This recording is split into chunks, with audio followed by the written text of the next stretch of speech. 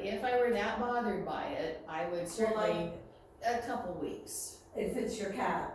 Yeah. Okay, and you do that and you then go to Yeah. water screen, and what is the time frame before you go to the chemicals? Well, I would not leave my cabbage out unprotected. I would cover it. Always? Yeah. Okay. And then I would be keeping an eye. If I didn't have it covered, I would be keeping an eye. And, really It was inspect. like, all of a sudden, his cabbage was Yeah. beautiful, then all of a Yeah. sudden. Yeah. Well, they were there. Mhm. They were just little and they're exactly the same color as the cabbage. Yeah. So the best thing is cover it when you plant it. Yeah, and I think the dog chew the field up too. Well. Yeah. I'm blaming my dog. And for something like cabbages, you don't need pollinators in there, so you can keep them covered. And they'll still get enough light and all. Oh, yeah. Okay. Yeah. Well, that's interesting. But if it gets to this point, then, you could try the soaps and the oils, but you probably wouldn't even get to that point, so. And then keep records, okay, I first saw the aphids on May 1st or whatever, and did it work? Did I get rid of them? No, probably not, but maybe it's down a little bit. And I might consider also, did I over fertilize the plants? Am I encouraging all this new growth and really causing the problem? So, were there unintended side effects? Again, hopefully I didn't kill anything else. And what will I do in the future? Again, for aphids, probably nothing. So that's the idea with IPM. So, there's several different resources that you can go to learn more about this. This is the UC Davis IPM website, which is where I always go, being a child of California. But Texas A&M AgriLife Extension also has IPM. So if you go to the Harris County Master Gardener website, it has clickable links and will take you to these the Texas resources. So any other questions? So if I'm having an issue and I don't see the bugs, how do I figure out what's doing it? I have a lawn problem every year. Yeah. If I cut my grass, the grass is physically cut. It doesn't have that nice leaf shape to the top anymore.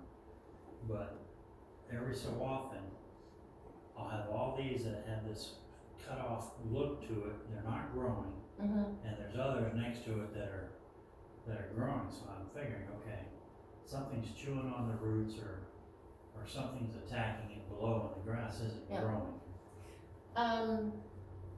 The two insects that affect grass are either grubs, beetle larvae, or chinch bugs.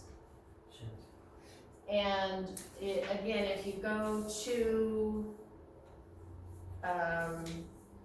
Texas AgriLife Extension, they have articles on it and will tell you exactly what to do about them. They're, for chinch bugs,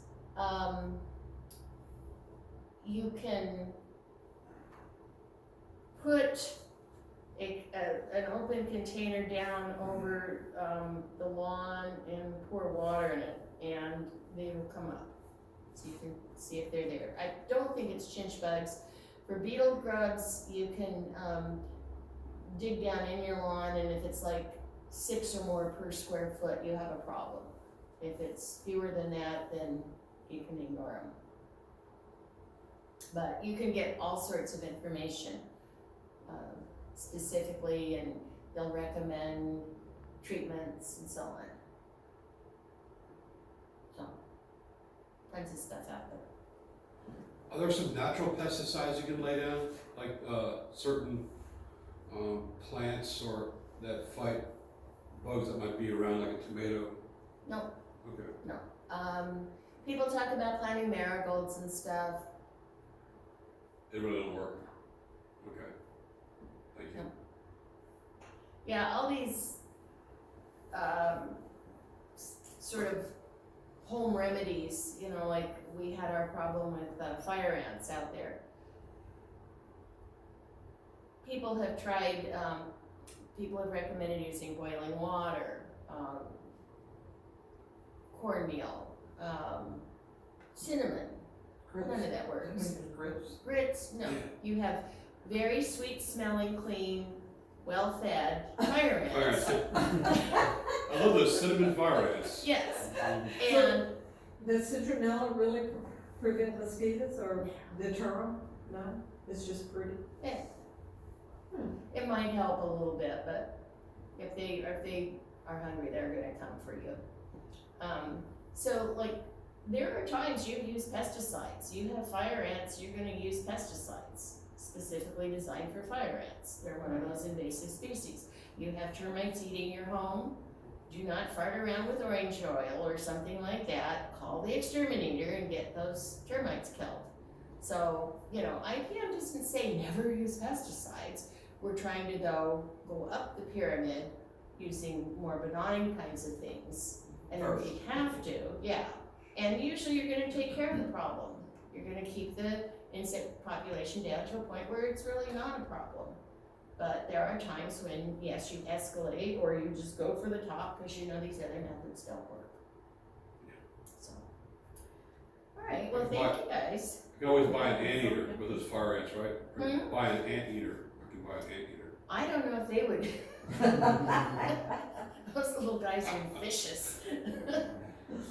That'd be like hot sauce to them, I think. Yeah. All right, well, why don't we take a short break and then we can do our little business meeting because there are cookies to eat, so. Thank you so very much. Good job. Very interesting.